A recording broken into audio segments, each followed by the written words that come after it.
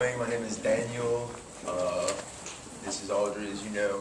We're two founding members of DB Co-op, which is a design build incubator in Brooklyn. Started earlier this year, focusing on human power and how it can be applied better in urban contexts. And that's urban agriculture, that's transportation and distribution, and we sort of come at things from, the overarching banner of what we do is appropriateness. It's appropriate use, it's appropriate scale, it's appropriate technology, and how do we conceive of ideas, how do we develop from an idea to a prototype based on those principles, devices, vehicles, concepts that ultimately fortify, that strengthen cities, and that very much in the wake of something like Sandy, reveal how we can modernize or make more current the infrastructure, all of the systems, the many systems that make a place like a city work or fail. And I think where the thing that we are excited by, that we're motivated by, is the different types of minds, the different types of people that gather in cities, and the skills that they have, the ideas that they have, the knowledge, and putting that together in a way where the whole becomes greater than the sum of its parts. And we do that through a rigorous process of design, of ideation, design, and then working through an iterative prototyping process. We're sort of in an environment right now, everyone says, everything is so uncertain, like the world is so uncertain. No, uncertainty is certain. A storm like Sandy is a certain thing. It will happen again, it will happen more. A lot of rooftop farms probably suffered because of it. A lot of people in houses suffered because of it. A lot of people without houses have suffered. So these are aspects of the work that we're hoping to do, that we are doing, but that we're hoping to do in order to alleviate some of the uncertainties or to be prepared for the changing environment that we all live in. And we can sort of go into, I think, like our shtick, we'll call it, and it involves obviously bringing people together. Right now it's a core group, a small core group. In the future, we'd like to be able to have our facility established enough that people can apply and propose ideas that we would all then explore, and essentially that person would become a project manager, and the people that are part of the core already would fall in where their strengths are. So if you're a beast at SolidWorks and somebody has an idea that's very contingent on moving parts and different systems working together, then that person's idea would then be executed hand in hand with the person who's a beast at SolidWorks, and then the person who's also an amazing fabricator would then collaborate.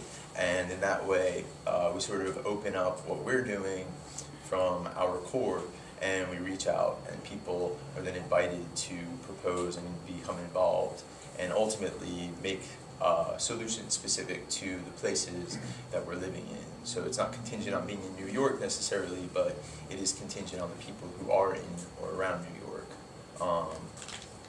It's local, as I'm saying. Another principle is adaptive reuse, so we have a couple of devices in the back that we'll talk about in a little while. But trying to reconsider, a lot of stuff makes its way into our waste stream, whether it's food or whether it's an old exercise bike or a pair of jeans. A lot of stuff goes into a waste stream and it's still perfectly useful. And so we're thinking in terms of how can we get to production for reused things? How can we adaptively reuse for production, which would be on a bigger scale where applicable. Another big aspect is just making manufacturing, making design tangible and also very well conceived and well made, and made locally so that we start bringing jobs, we start bringing infrastructure back to, say for this neighborhood, for instance, where we are right now was a massive manufacturing block, right? And there used to be a steel mill across the street, floating beams into the city. Almost every block had 1 or 2 machine shops. There's a lot of industry, and now there are people sitting in shops very much like this, with the lights a little lower, and a bunch of dusty machines that no longer run because people don't know how to run them, and because the machines don't need to be run because people are getting things elsewhere. So how do we design what we want to do specifically in order to sort of reach this place where we're bringing jobs, we're making jobs? And that's sort of the long view of DB Co-op, is to design here, and this would be an idea incubator for prototyping, and then have a facility for manufacturing, and then basically use this idea of rehabilitation in order to grow economies from the ground up.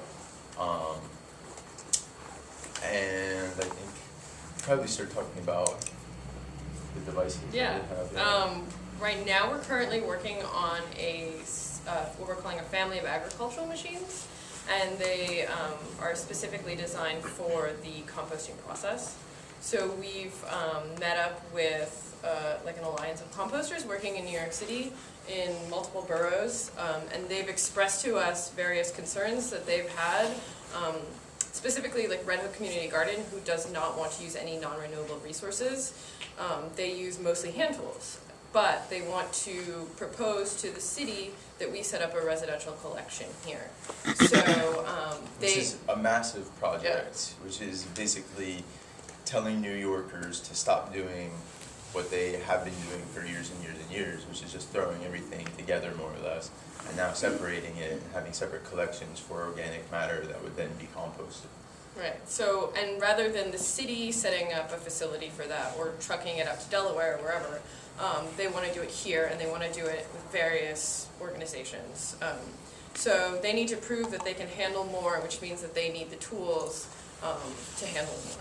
So we've developed 2 machines that are back there.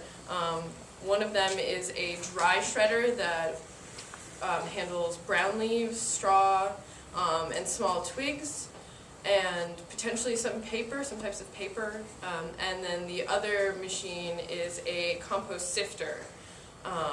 So at the end of the process of composting, you would separate your wood chips from your fine soil. So there's those 2 that we actually have as a first prototype. And then we are also working on a wet material shredder, which would process like weeds from the garden, and then food scraps that haven't totally broken down yet, like grapefruits that people chuck into the compost bins. And then also what we're calling a truxicle, which is a heavy-duty cargo tricycle. It's like the Bill Clinton of tricycles. No. So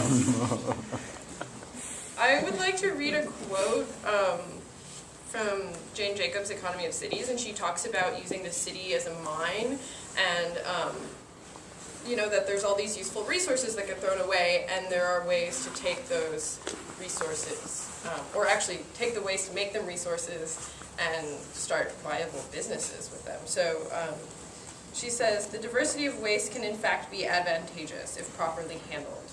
The more highly developed waste recycling becomes, the more valuable is this very diversity of materials.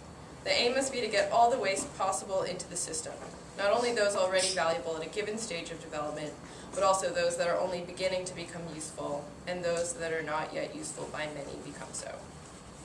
So, I mean, it's an added value thing, right? That you understand inherently something has a use, that people all over this town are very industrious. I see 2 women once or twice a week running down the street, running throughout, picking out cans and bottles, and you probably see it all over town. There are people who understand the value in objects. Well, actually, the space that we're in right now was, before we moved in, was this family of recyclers. And they would get as much material as they could and pick it all apart and then send it out in trucks. Shipping containers, actually, to China, right? To be recycled Yeah. or to be reused. So, but they would use, this is from what we've heard, like everything that they could. And were so fastidious in their ability to separate what was useful and what was not. So. And So we're what trying- are some ways that people could engage in this project now, or like, if there's people who have ideas or wanted to be, could they write their name on the board, or like, what are the next Absolutely. steps here? I think the next steps are we're designing presently the tricycle, and we've sort of not been stopped, but I was going to show a clip. I don't think it's important, but you should all go on YouTube and watch a very hilarious, amazing video about a device called the Muffin Monster. If you haven't seen it, it's amazing. And we're sort of trying to do the Muffin Monster with a third to a quarter of a horsepower, which is about what a human being, the output that a human being can sustain more or less indefinitely. It's not a lot by any means. It would run a 100-watt light bulb. But within that, so a bicycle as an analogy is very inefficient. It's probably the most efficient machine that we've concocted yet. It says a lot about human physiology. It says a lot about human ingenuity, construction, being able to turn like a raw material like iron into a tube that's then joined to other tubes. It's really beautiful. So how do we get to this place where that same ingenuity then tackles in New York, the composting issue, which is then being able to supply farms with really nutrient-rich soil that could then grow food in the city for the people who live there. Eventually taking a lot of the transportation, a lot of the energy required to get food to people, basically preserving it, right? That our most valuable resource is ourselves. We're humans, we work together really well when we want to.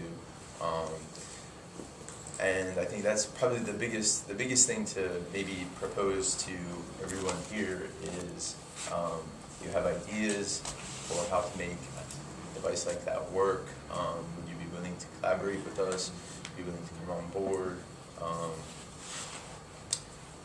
Yeah, I think the biggest challenge that we've faced is that adapting a machine that's typically gas-powered, which is, the design doesn't necessarily have to be elegant or appropriate to its function. It relies on force and power that the gas makes. So now we're using human power, so how do we design these machines appropriately for that and use as much of the very limited human power that we have to do that? And so we're working on this wet shredder.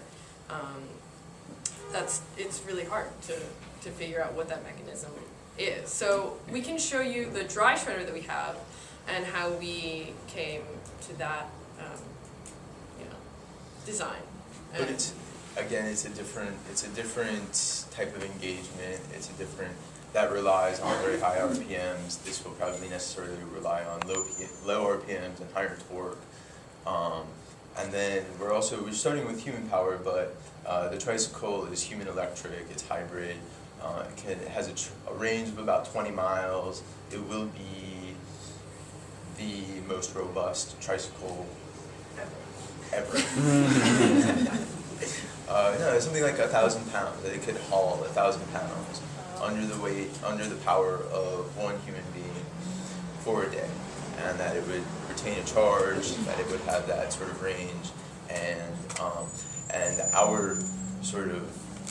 our projection for it is that it's a flatbed, it's a truck, and then it gets built up in different ways for personal use, as a business, for an individual, as a supplement to an existing business.